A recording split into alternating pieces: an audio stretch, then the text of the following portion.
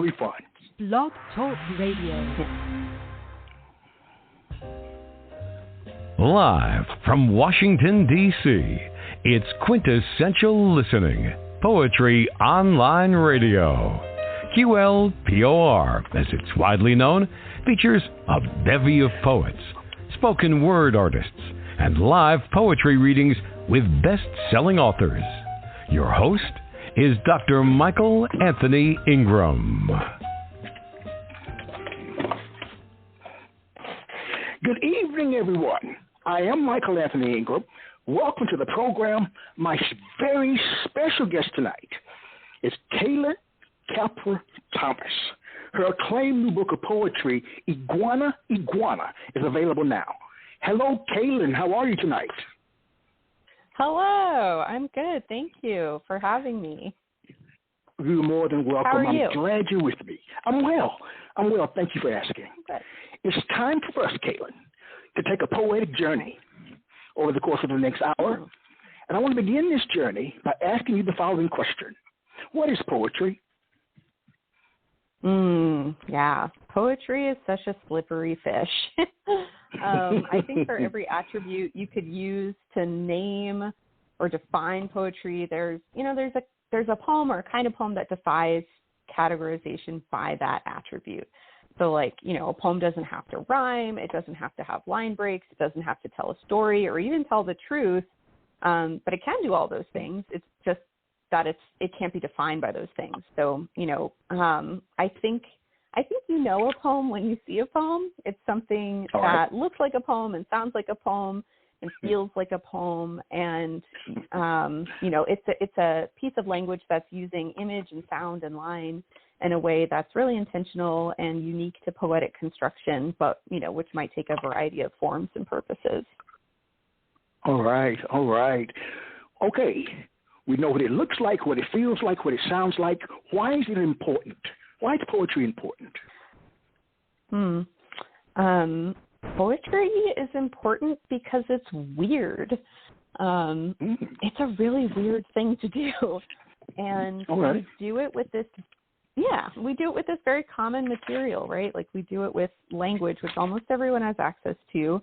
And we've been compelled to make poems for as long as we've had those materials, just like we've been dancing and singing and making pictures for as long as we've been able to. We're really creative animals, and I think that poetry satisfies this deeply human need to use the commonness of the world to make it less common. And then when you found a piece of art or a poem that means something to you, that's just the best thing, and you can carry it with you forever.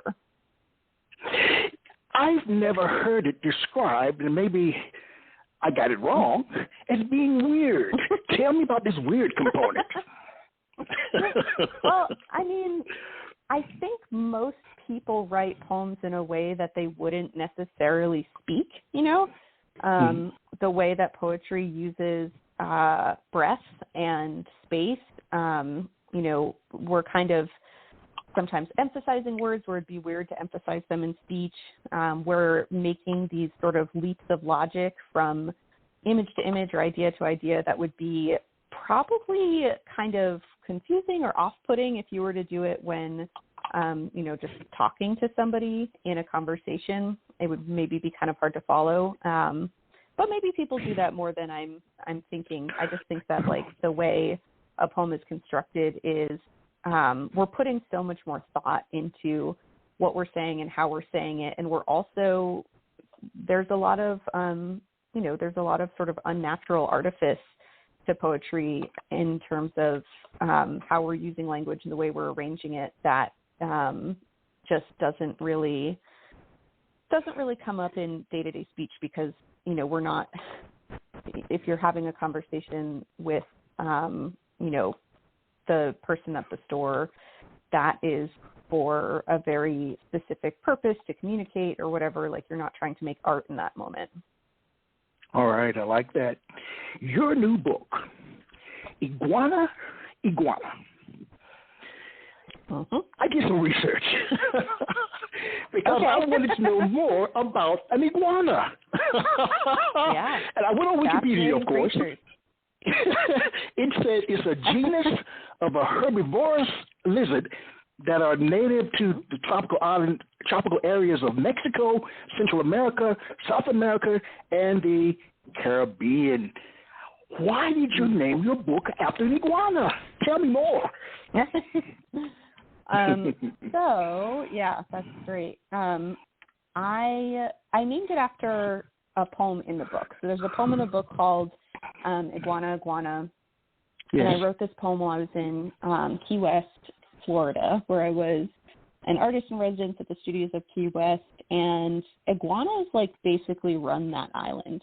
They are everywhere, and they're not supposed to be. And some of them are really huge, so it's, like, hard not to notice them or think about them when you're there, especially if you're not from there and you aren't used to these, like, dinosaurs being in the trees overhead all the time. And so at the studios, they gave us bikes to get around, but, there I was 30 years old, and I never really properly or thoroughly learned how to ride a bike. So I'd take one every morning to this cemetery down the street, and I'd practice, and I'd just, like, pedal around, and there were these iguanas everywhere, and there were these roosters everywhere, and obviously tombstones because I was in a cemetery. And then just as I was doing this every day, going around and around, something started to stick together about that repetitive movement around and around the cemetery. And these other repetitive movements that kind of, like, undergird our lives and that undergird poems too. So I kind of went from, like, bicycles to life cycles. And when I read that the iguana's taxonomic name was just iguana twice, Iguana Iguana, it felt really perfect to me because it's like, it kind of, it speaks to this idea of repetitiveness, but also this kind of recursiveness that kind of appears throughout the book overall. Like that's why I chose this poem to be sort of like the ambassador for the collection, is that, aside from it sort of having a lot of other things in common with the rest of the book, it speaks to this idea of repetition and doubling. Like a lot of the poems in the collection are about alternate versions of the past, or like alternate selves, alternate lives. And I found myself Googling one night things that are like Russian dolls because I couldn't remember the word recursive. All right. So I think that, like, that name, Iguana Iguana, has that kind of like Drosty effect. And then like the fact that iguanas are so adaptive, but also invasive in the place where I first like met them, I guess. That also felt sort of true to, that resonated with me. Oh, it's very fascinating. When I first heard the title, I was like, Iguana? I want to know more. It made me want to pick up the book and read the book. It would have that effect. Because I wanted to know what was inside. What made this poet title her book Iguana Iguana? And now I know. And now you know. It was all about not knowing how to ride a bike. All right. And being too old. All right. Share a poem, please. Okay. I will read that poem. I'll read the title poem. All right. I like that. Let me bring it up, Okay. Iguana Iguana, Key West. Things crawl over me here, no-see-ums and biting ants. They make me feel hospitable, like, at last, I am a good host. Stop itching, I tell myself. We have guests. What is a guest if not something that takes a little bit of your life? In the cemetery where I practice pedaling, sailing circles around the dead, iguanas sunbake and scurry the white slabs, the green length of them, defiant drapery in death's tail parlor. I'm told they're invasive. Even their taxonomy, Iguana Iguana, it's too much, too many iguanas. The William Carlos Williams of reptiles, or the man my mother loved after my father, Jim James, who chugged caffeine-free Diet Pepsi and made his pecs dance, recited the 3 words of Italian he learned from Sylvester Stallone, ti amo and andiamo. He once argued with me over my stubborn belief that 10,000 was the same thing as 1 million. I was never good with numbers. He was never good with kids. He built things and made my mother laugh. Maybe too much. Maybe for the wrong reasons. During cold snaps, the iguanas freeze and fall like stoned fruit from the trees. wake only once their core has warmed. I won't be here to see it. It's the off-season now, August, everything dank and hot-blooded, which is what I think my mother liked about Jim. Something raw about him, the pink scars, or his own mother's boyfriend stubbed out cigarettes on his arms, or how he called "Here, kitty, kitty" nightly into the dark after the cat ran away. She was a stray to begin with. We lured her into our lives with milk, named her Fitty Fat, the kitty cat, let her eat and fuck and kill as much as she wanted, litters of kittens and kibble and dead birds piling up. What else is there to say but everything we've said before, over and again? Iguana, iguana, Italian stallion, here, kitty, kitty, andiamo, Jim James. What is a child, if not something that takes a little bit of your life? He wasn't a bad man. He made my mother laugh. Thank you. Wow. What are some of the predominant themes of your work, Caylin? Right. So this book in particular, like I mentioned, explores kind of the idea of like alternate pasts and residual selves. But in my work overall, including in Iguana Iguana, I think I'm always thinking about like the magnificence of the ordinary. I'm often thinking about kinship, whether that's like between, feeling in kinship with family or feeling in kinship with friends. And that theme of kinship is honestly also kind of like has some tension with another fixation that I have on solitude. Like I really believe in the sanctity of solitude. I really need it. It makes me feel alive and connected to the non-human world. But being drawn towards that also means I'm thinking a lot about loneliness in poems, how, being among people isn't the same thing as being connected to them.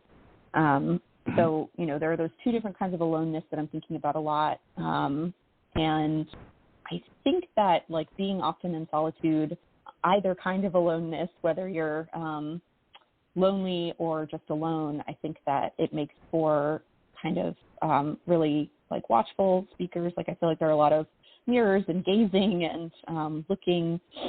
And then another thing that comes up a lot for me is just place and movement through different kinds of spaces. And it's also been brought to my attention recently that there are a lot of kitchens in my poems, which I don't really know what to do with yet, but I realize that it's very true. Right. So, you can take that how you want it. How does a poem begin for you, my friend? With an idea, a form, or an image? I think that for me, a poem begins with something that catches my ear as often as it does with something that catches my eye, like a turn of phrase, a tone of voice, cadences. Sometimes a poem actually starts with a title. Like I'll see it in all caps in my head, and I just know that it's a title for something, and then I kind of carry it around for a little while that way until something emerges to actually use it for. Well, what I'd like you to do at this point, share another poem. Oh, great. Okay. All right. So this one is called Past Life Self-Portrait with Mountains. Oh, honey, your thoughts fermenting like vinegar, like the flies that once burst into being behind the cupboard. Something dead back there. Montana me, everything a poem. Buttons, bottles, anything that could be emptied or undone. Anything that could be, but wouldn't. The version of myself that stayed and figured out how to forage for morels. Something good from wildfire. Allison taught me that, plus the names of the pines, the ones that smelled sweet and whose cones the heat busted open. Ponderosa. Something good from all that fire. Montana me, you go on somewhere, still burning it down every year, still bursting into being in spring, like flies or pines or mushrooms. Still nervous as a ghost, throat filled with smoke, something dead out there. Montana me, gray wisp, whatever the fire leaves behind. Thank you. Wow. I just want to sit for a moment and allow that to marinate. Okay. Got a little marinade going? Yes. Because I think with poetry, I'd like you to read that again. Read that one again for me because I want to really understand it. Really, one more time. Okay, will do. Past life self-portrait with mountains. Oh, honey, your thoughts fermenting like vinegar, like the flies that once burst into being behind the cupboard. Something dead back there. Montana me, everything a poem. Buttons, bottles, anything that could be emptied or undone. Anything that could be, but wouldn't. The version of myself that stayed and figured out how to forage for morels. Something good from wildfire. Allison taught me that. Plus the names of the pines. Those ones that smelled sweet and whose cones the heat busted open. Ponderosa. Something good from all that fire. Montana me, you go on somewhere. Still burning it down every year. Still bursting into being in spring, like flies or pines or mushrooms. Still nervous as a ghost. Throat filled with smoke. Something dead out there. Montana me, gray wisp. Whatever the fire leaves behind. Wow. What was an early experience where you learned that poetic language had power? I mean, I can remember like the first poem, I guess like the first two poems that I read that were like fairly contemporary poems that really sort of had an impact on me because I hadn't been exposed to much contemporary poetry in high school. Like I didn't know that poets were people alive on Earth making poems. I thought it was like Robert Frost wrote 6 poems once and that was it. It's just him and me. But when I was in college, I took a poetry as literature class, and I think the 2 poems that stick out to me from that experience were Dorian Laux's Anti-Lamentation, which was just a poem that I carried around with me kind of many places. Like I would, in the same copy, it was actually the copy that my professor like passed out in the class, and I like freed it from the page and would sort of like tack it up over my desk or my bed. And then there was a Jack Gilbert poem that I'm going to forget the title of it, which is silly because I'm saying it's so important to me, but it's like never available when you need it, yes. To be, but I understand. It's, I do remember, okay, so it's called Finding Something. I remembered the first line. All right. And the first line is, I say the moon is horses in the tempered dark because horse is the closest I can get to it. And I remember reading that and thinking like, that doesn't make sense on the cerebral level, on the level of, just logic, but it makes sense deeply under the skin, like, and that really resonated with me. And then the end of that poem is another sort of kind of out there metaphor. And I just remember finding it so mysterious, but also I was just very intrigued by this idea that something could be a mystery to you, but still make sense, if that makes sense. It does. So is your book, Iguana Iguana, still a mystery to you, even though it's finished?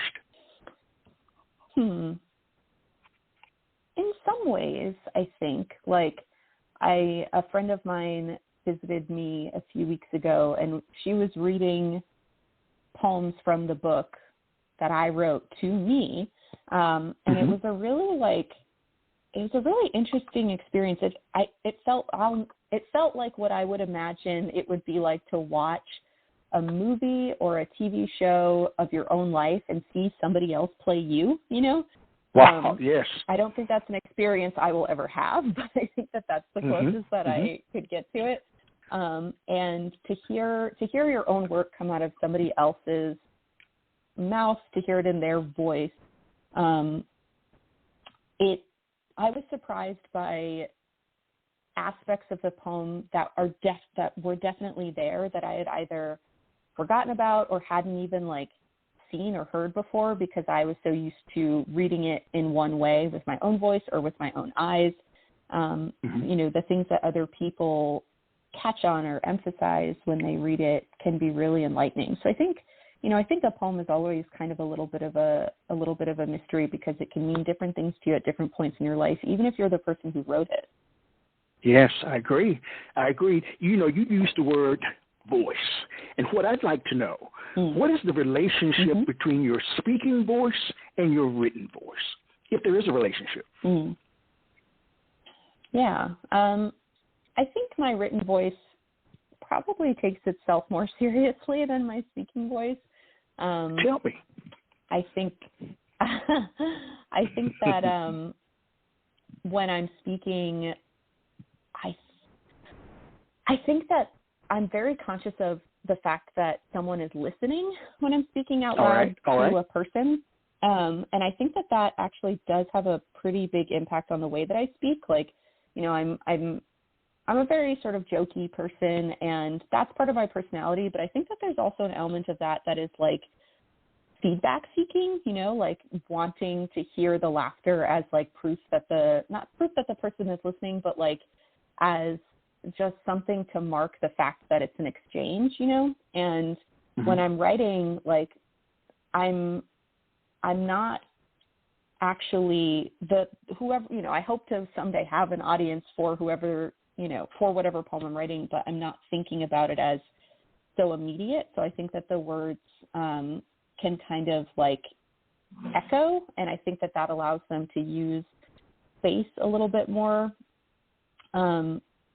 I think I'm just a little bit more conscious of the fact that I'm speaking by myself when I'm on the page, and that allows me sort of the space and the time and the grace to be more thoughtful and intentional and think about, what does the poem actually want to say versus like, what do I want this listening audience to hear? Oh, wow. It's very honest, and I appreciate that.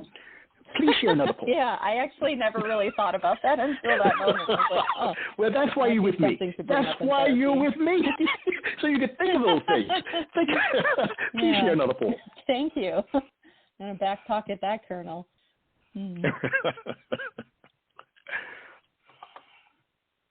I'm sorry, did you say read another poem? Yes, please. Oh, okay. I missed that part. It's like I feel like I'm supposed to be doing something. I don't know what it is. Okay. That's okay. All right. This is called Patron Saint. The people were not cruel, but the town was. In its heart, it was. In its heart of mills and falls and wind, flogged itself. Its people who loved God and prayed to so-and-so, patron saint of whatever. Everyone there waiting for something that would never return. Some had waited so long they forgot what it was and decided to call it heaven. The thing they waited for, that is. The town was not heaven, but was also, sometimes, when I think about it, not earth. Some other nowhere place, alien in its gray and beige, its salted streets and stone walls. Some days I'd climb to the top of the road to the old farm where my father saw his collie's ghost.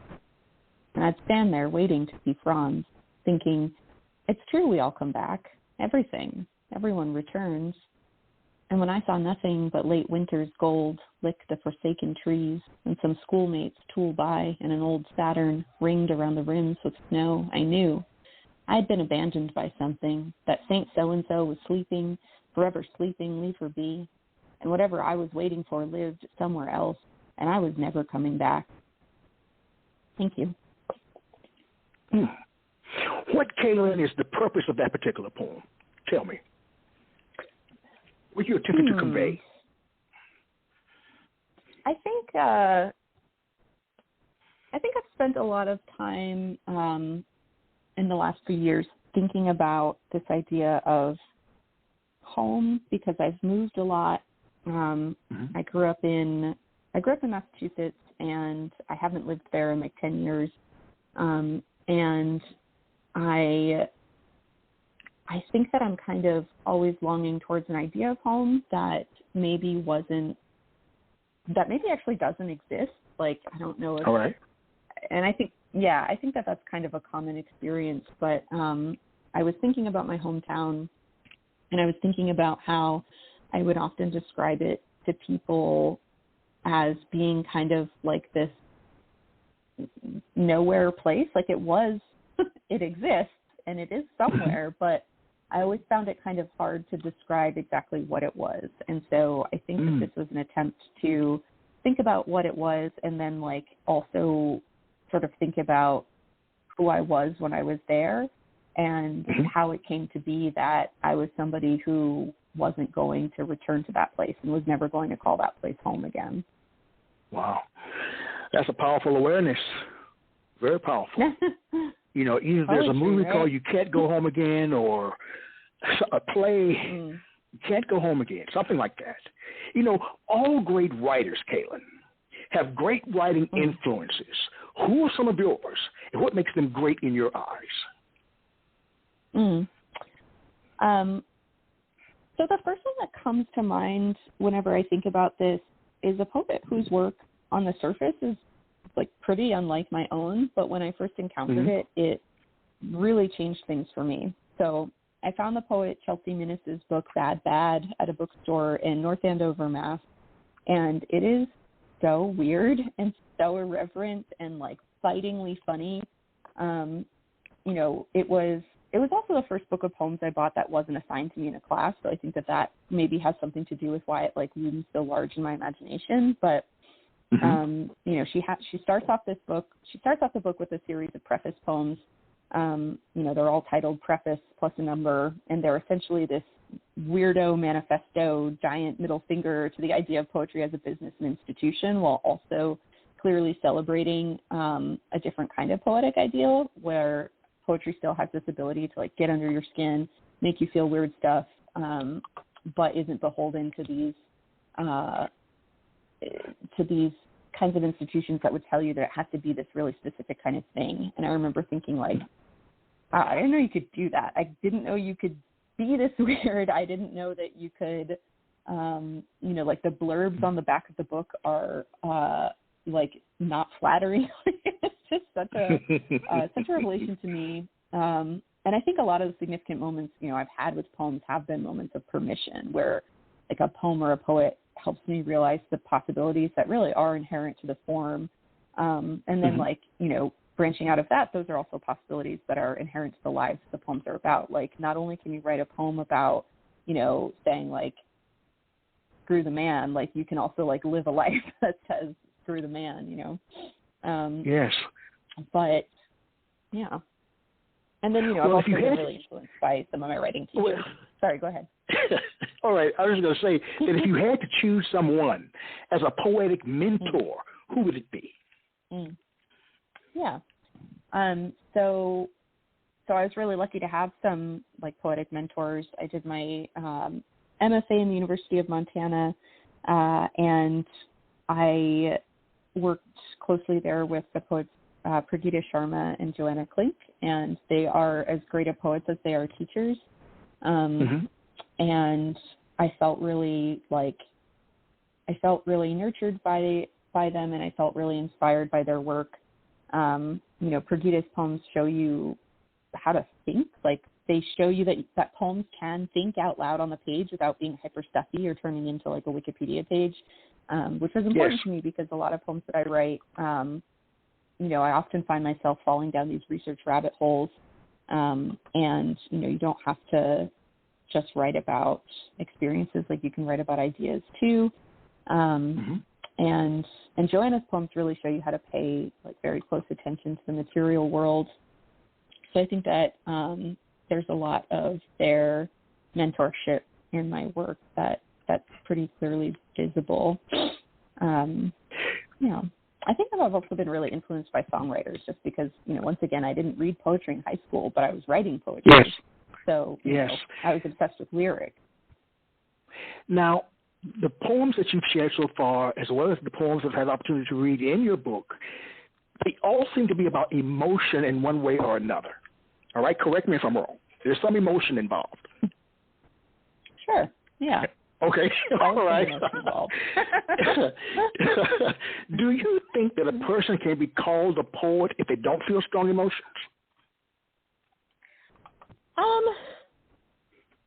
I mean, I don't know if there are people out there that don't feel strong emotions. I think there are plenty of people out there who are like taught to sort of compress their strong emotions and push them down, which is obviously, not good for them or anybody else. But I think that, I think poets are sort of generally, they're feelers and they're thinkers. Like, I think that those things, can coexist and inform one another. All right. Share another poem. All righty. This is another Floridian poem called Cedar Key. And Cedar Key is a little fishing village on the Gulf Coast about an hour or so from where I lived in Gainesville, Florida when I lived there. Cedar Key. Bayside, two women sit in the sand. They click pictures of one another, of the sea just beyond. All three bodies reflect the light. Brine shimmer, skin shimmer, shrine of something inside. One rests her head on the other's warmed shoulder, then lies down. The other hands her a T-shirt to cover her eyes. Nearby docks bear signs advising fishermen to do just this to the unlucky pelicans caught by their lures, to soothe with not seeing, with soft cloth over the eyes. The two women are already serene, savoring the sights, the not seeing, the closeness of the other. This is love, or friendship, which is also love. Meanwhile, the sand gives over to form and remains somehow itself. I want to be shaped and unshaped like that, but also to stay firm like the oyster shells I pull from the surf, some fused together, ridged blue as if veined, fixed forever to the first hard surface they touch. I want a form that is a home I can leave and return to. I want to use my cells to build a fortress, then tear the fortress down. If I pledge allegiance to my body, I will never be homesick, though I may always be at war. You can't cut free a pelican until you move the hook that took her in. What brought me here? By what lure? When the women loosen themselves from the shore, they are different. They don't know it. They shake out their blankets, scatter former castles. When they leave, I am different. They don't know me. Their voices rise and fall like water, like the cool tongue of the world lapping senseless her own great, unsolvable wound. Thank you. Wow. I enjoy listening to your work. Oh, thank you. There's just something about the way that you read it. Chatting. Yes, it just brings it alive. It just brings it alive. And I want you to recite that one again. I'm just not getting enough. Please. All right. Yeah, sure thing. Okay. This is Cedar Key, round 2. Bayside, two women sit in the sand. They click pictures of one another, of the sea just beyond. All three bodies reflect the light. Brine shimmer, skin shimmer, shrine of something inside. One rests her head on the other's warmed shoulder, then lies down. The other hands her a T-shirt to cover her eyes. Nearby docks bear signs advising fishermen to do just this to the unlucky pelicans caught by their lures, to soothe with not seeing, with soft cloth over the eyes. The two women are already serene, savoring the sight, the not seeing, the closeness of the other. This is love, or friendship, which is also love. Meanwhile, the sand gives over to form and remains somehow itself. I want to be shaped and unshaped like that, but also to stay firm like the oyster shells I pull from the surf, some fused together, ridged blue as if veined, fixed forever to the first hard surface they touch. I want a form that is a home I can leave and return to. I want to use my cells to build a fortress, then tear the fortress down. If I pledge allegiance to my body, I will never be homesick, though I may always be at war. You can't cut free a pelican until you remove the hook that took her in. What brought me here? By what lure? When the women loosen themselves from the shore, they are different. They don't know it. They shake out their blankets, scatter former castles. When they leave, I am different. They don't know me. Their voices rise and fall like water, like the cool tongue of the world, lapping senseless their own great, unsolvable wound. Thank you. Wow. I think the line, if I pledged my allegiance to my body. Wow. That's deep. I'm going to think about that one for a very long time. A very long time. Caylin, question for you. Poem, letting your guard down or building a wall?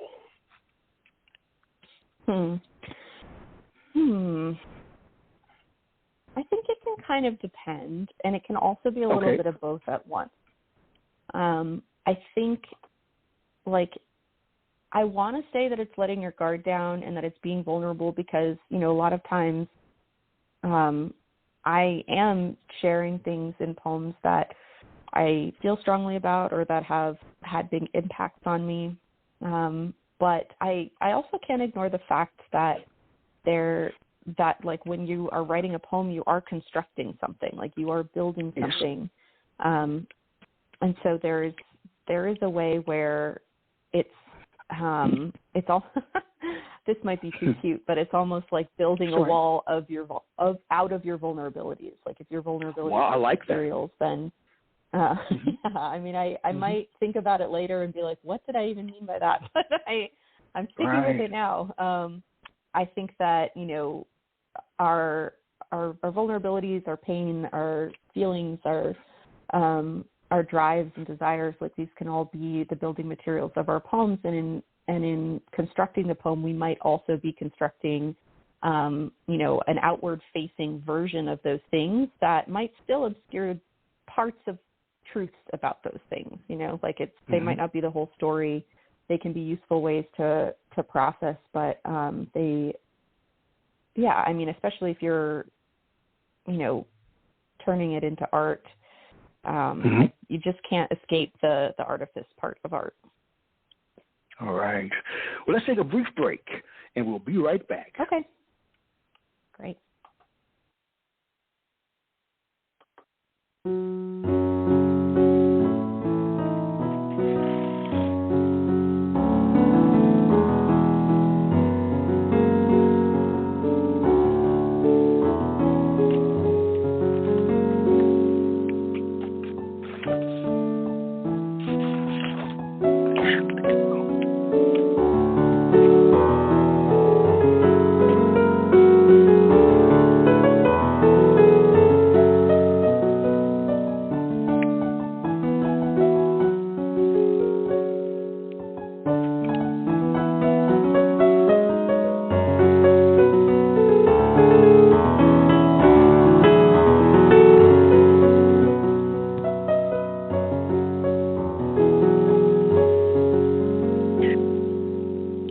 I am Michael Anthony Ingram.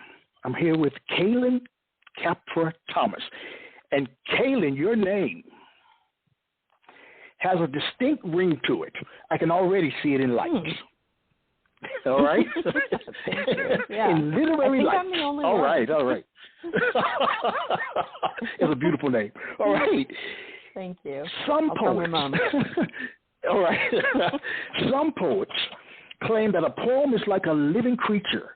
Once it's out there, there's not much you can do to correct or improve it, while others edit meticulously, not leaving much from the original draft form. As you think about writing Iguana Iguana, what's your take on it? I love that idea of the poem as a living creature. I mean, that tickles all of my poemy funny bones, or my funny poemy bones.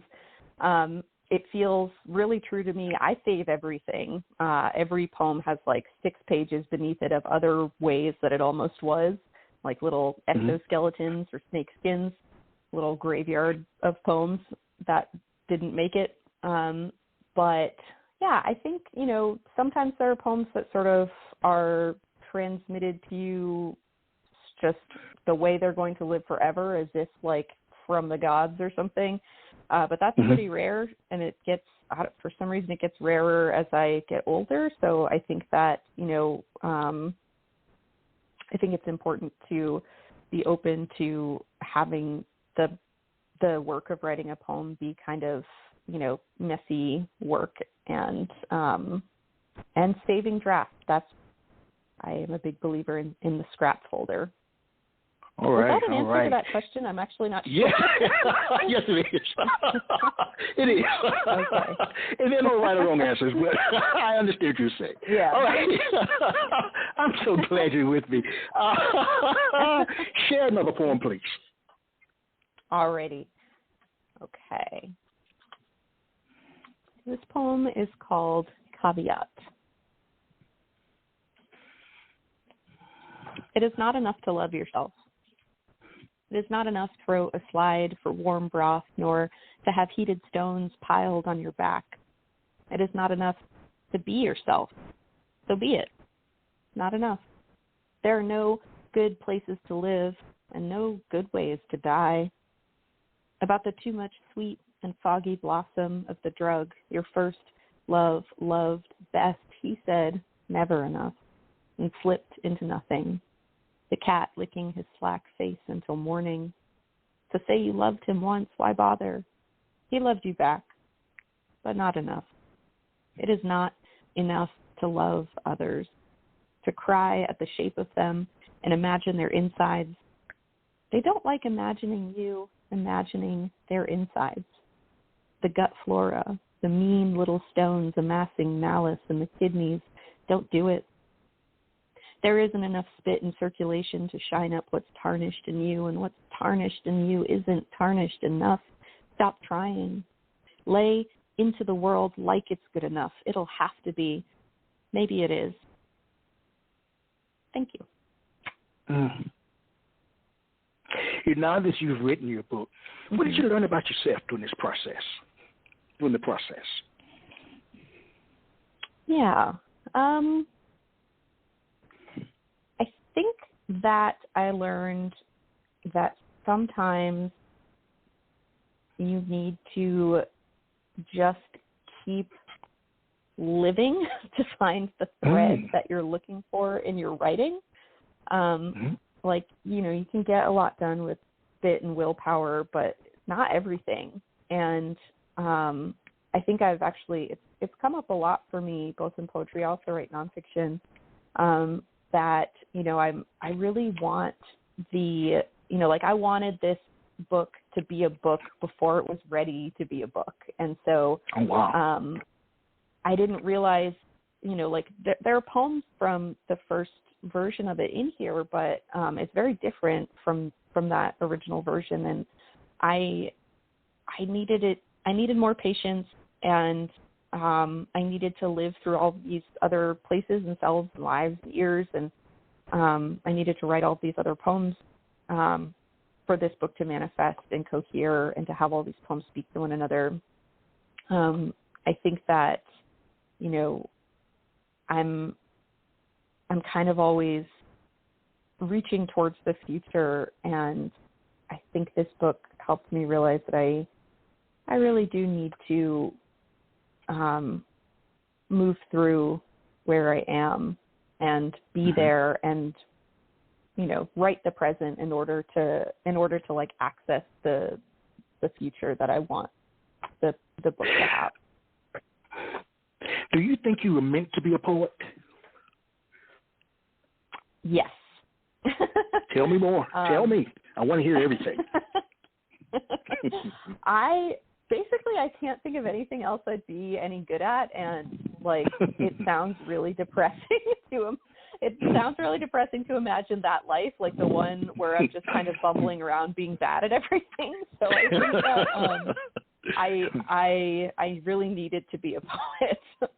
Yeah. And I also, I think that the poet's way of sort of moving through the world in this sort of,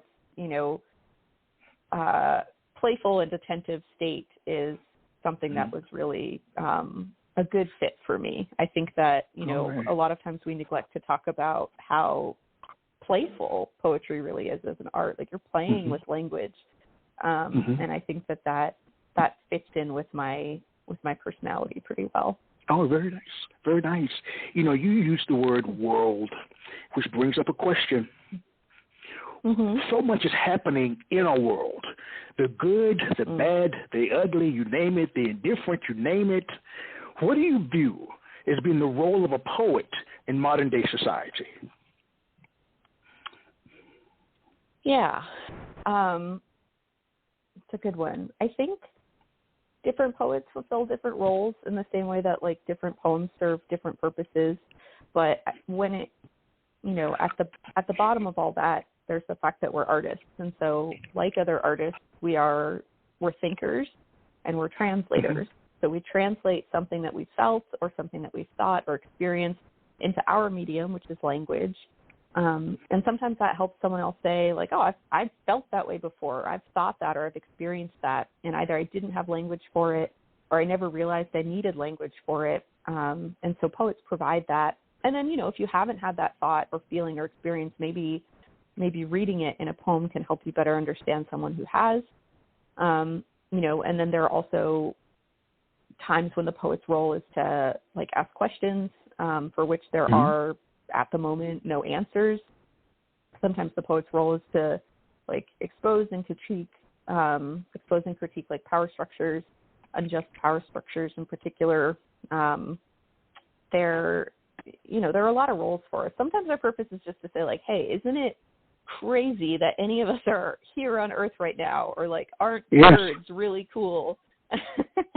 Sometimes I think our role is to basically be like the stoner friend reminding you that the world is, like, really magical, but in a way that won't make you roll your eyes, hopefully. Wow. You know, there's so much I want to ask you. Please share another poem. I want to hear your voice. Okay. Let's see. So this poem is called I Don't Know What People Should Do. I'm sitting in the backyard, fire pit, night's thinnest hours, next door a baby crying. The sound so alien to my life that I mistake it for a tomcat. Hot need beneath the neighbors' rusted out trampolines, feral pleading. Assumptions about what we couldn't possibly understand are cobbled together from what little we do. Like last week when I saw an elderly couple holding hands and believed they were having an affair. I've been told that love doesn't always start in darkness, but I can't tell you for certain. A man's voice booms from inside the neighbor's house, "Fuck off!" And the baby stops for a minute, then starts again. Not the brightest beginning to a life, but there it is. Elsewhere in the valley, dream of the old couple stretching feline across her bed, a gold bracelet skimming talc-powdered skin he tried not to love, threatening to slip off her wrist. They are satisfied, humming and irreparable, standing at the edge of their lives, astonished at how much they have carried, the weight of knowing and missing whoever they were, already losing whoever they are, not to mention the others, not to mention the illicit agony of watching a fire pit empty its smoke up into the sky like a middle finger to the still burning stars, or gold falling softly to the floor. Thank you. Wow. You write exceptionally well. Thank you. Well, what I like, one of the things, there are so many things I like about your work, is that I can understand it. I can feel it. I can see it. I can taste it in a sense. How important is accessibility to you? How hard should you work for a poem to solve a poem? How hard should you work to solve a poem? I think for some people for some readers, there is a real joy and pleasure in muscling out an understanding of a poem in the same way that there are people who, like, enjoy jogging or, like, tough workouts or certain intense flavors. And there are certainly poems I love that don't make a ton of sense on the surface, but which resonate with me deeply under the surface. And I think the key to appreciating that kind of poem is like just sort of letting it inhabit you and appreciating the experience of reading it for whatever it is for you. But on the other hand, I think that there's so much to admire in a poem that like says something with elegant simplicity. And, you know, we are also really fortunate to be living in a time when poetry isn't any one particular thing. Like there are poems for people who enjoy the, you know, so-called difficult poems, and there are poems for people who prefer something more straightforward. And one poet can write both kinds of poems. So, you know, I think that accessibility is great. And I also think that there are some poems that might take a little bit more of your attention and time that are also worth that attention and time. That was a really nice answer. I like that. You are so well balanced.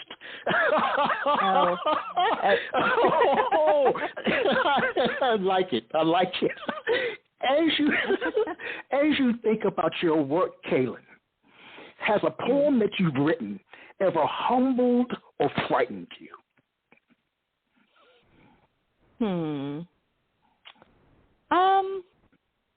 Let's see. I think, I mean, plenty of other people's poems have humbled me, but in terms of my own poems, I think that there have been times when something comes up or out in a poem that I'm not maybe really ready to look at head on or deal with yet. I'm actually not sure if any of those poems have like made it out into the world yet. But I think that, you know, in the same way that just having a conversation with someone and talking through, you know, your ideas and your feelings can lead you to unexpected realizations about yourself, writing can obviously definitely do the same thing. And so I think that, you know, if you write poetry long enough, you're going to learn something about yourself. And sometimes those things are really useful and fun to tell people at parties. And sometimes those things are hard and scary. But yeah, I'm having trouble accessing in my mind like a specific poem where I felt that way. That's okay. I'm sure it's happened, though. I'm sure. Okay. The whole experience of writing poetry has humbled and frightened me. All right, I can understand that. I mean, that's human and that's real. I like that authenticity. I like that. I guess what I want to ask you, you shared that you felt you were meant to be a poet. What surprises you most about being a poet? What surprises me most about being a poet? Yes. I think that perhaps what surprises me most about being a poet is that it's, you know, like most of my poems are composed with just like, it's just me and whatever I'm writing with. But, and I also think that like people have this conception of the poet as this sort of like, you know, hermit figure. But I've been surprised to find that there is so much community to find in poetry. Like some of my favorite people and favorite friends are poets, and I've just met so many wonderful people who've meant so much to me through my experiences writing and reading poems. And you know, some of those people, I say that I've met them, but now that I think about it, you know, some of those people are just like poets whose work has meant a lot to me, and I've never met them, but it feels like you know, having their work, being able to take their work along with me throughout my life is you know, like another nod towards the fact that nobody's really doing this alone. I think that was surprising to me. All right. So when you work with readers, or when readers read your work, what do you want them to get from encountering it? What do you want them to get? What do you want them to learn about you? Okay, so I feel like what I want them to get and what I want them to know about me are potentially two different things. But okay, all right. I think maybe what I want them to get from the poems, I want them to find something for themselves in the poems. Like I don't, even though most of these poems are very much like lyric poems, first person. I hope that like me as a person, like I can like sort of disappear a little bit, and that they can find something in the poem that matters to them. And then in terms of like what I hope of myself comes through, is I guess just that I'm here. I'm here and I'm paying attention and I care. And, and yeah, like I know that all, everybody's words eventually kind of fade away, but, I like imagining somebody in the distant future happening upon one of these poems and just knowing that I was here. Oh, that is so nice. That touched me. That really did, to leave your mark on the world in that way. Poetry allows you to do that. It's your mark on the world. And I think that, and no one can take it away from you. It's your mark on the world. I love that. Thank you. I'm gonna keep that one. That touched me. That touched me. It really did. Yeah. Now, we got to run out of time here, Caylin. I don't want us to run out of time. I'm going to have to invite you back for a part 2. Later this summer, I want you to come back. I'm serious, for part 2, because there's so much more I want to talk to you about. Share another poem. Okay. Will this be the last one? No. That will make it different. The next to the last one. Did you say no? No. I'm not going to let you go. Okay. It's the next to the last one. Okay. All right. This one is called Time Sure Flies When You're Not Living Up to Your Potential. Oh, I want to hear this one. The title already intrigues me. Yeah, that was one of those ones where I was like, the title came first. It's like, okay. Time sure flies when you're not living up to your potential. So everything failed. The jabbed iron trees flamed out in spectacular failure along the ragged range. Forecasts failed. The pollster that glistered turned huckster. And the memory of that ex who called you Petit Bouchon failed to reassure that you once loved, wreckful and reckless and in a foreign tongue. All around you now, Florida fails pinkly, and by voracious flora. The lizard who burned or drowned hot tubbing and your hot coffee failed perfectly, curled into an eternal question mark, little fingers clenched, duked up. If death is the body's failure, it is also its final fuck you, which has to count for something, which has to be a win. Thank you.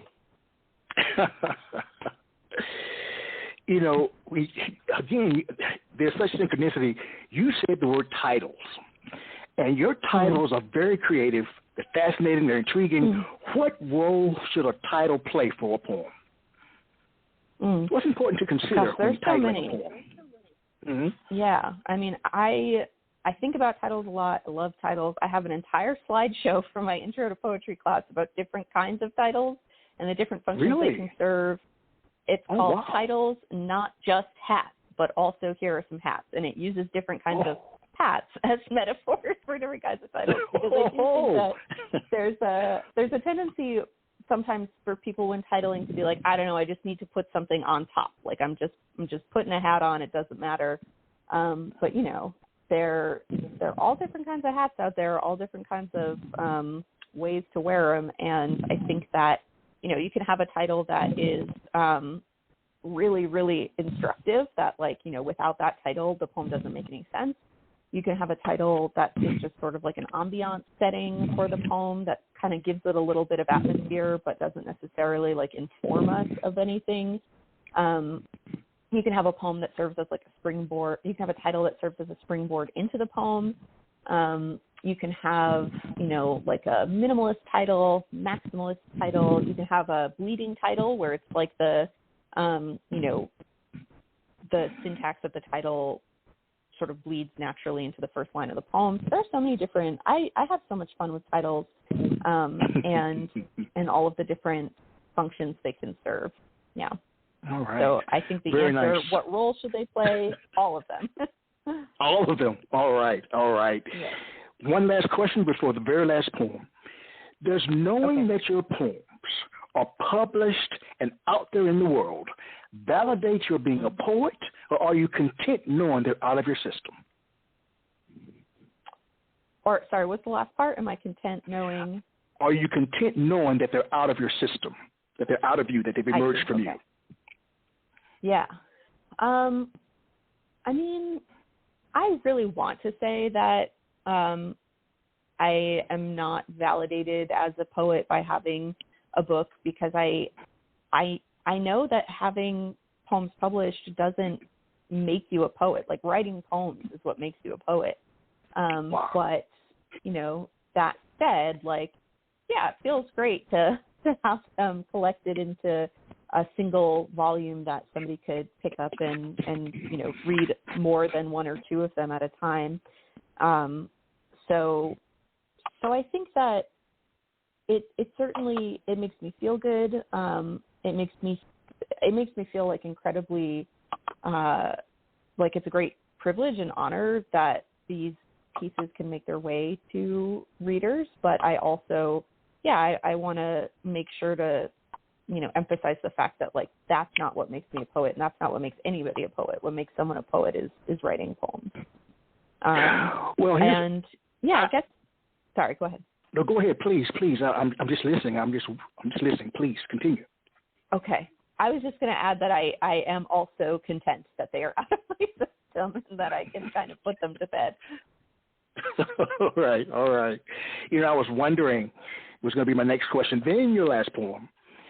Do the internet and social media contribute to the well-being of poetry? What do you think about that?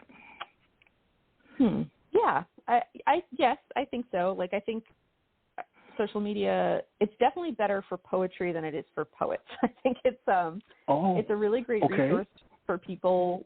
Yeah, I mean, I'm half joking, but you know, it is such a great resource for people looking to find poems, to find themselves in poems. It can be really useful in finding community that way through you know, people sharing poems that they've written or that they've read and liked. But, you know, as somebody with kind of a lot of social anxiety, I find it I find social media a stressful place to spend time. Yes, it can be. It feels like it's like you're living in a neighborhood where nobody turns off their lights or shuts their blinds. And you're like, am I also supposed to keep my lights on and my blinds up? Like, why is everybody so okay with being seen all the time like this? Like, I just feel very, it makes me feel a little bit like exposed, even though I don't even really like do much on there. But I think that feeling has a lot to do with it.